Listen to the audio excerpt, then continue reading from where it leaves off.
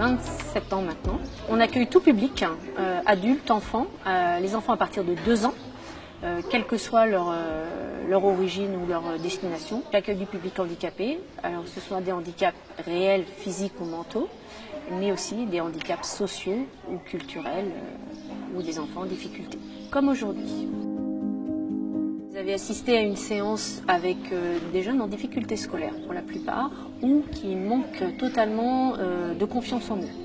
Donc on travaille beaucoup avec la médiation animale pour leur faire prendre conscience de ce qu'ils sont capables de faire. Debout, debout, debout, debout, debout. Voilà, très bien. Oui, Nola, c'est bien ça. Le but du jeu, c'est de ne pas voir la différence.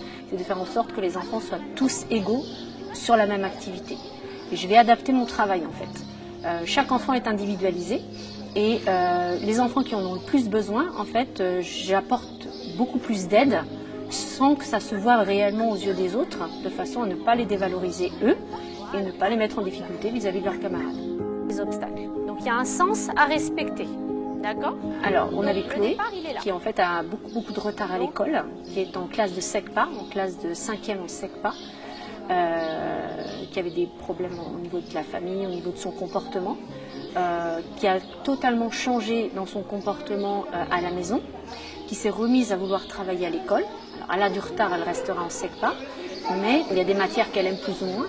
Mais on travaille également toutes ces matières scolaires avec le poney, en incluant en fait le scolaire dans le poney. On peut faire des maths, on peut faire du français, on peut faire de la géographie. Et donc du coup, à travers le poney, elle imprime beaucoup mieux. Elle était beaucoup renfermée sur elle. Et grâce au poney, ça l'a beaucoup aidée à s'ouvrir aux autres. Donc elle est très fière d'elle.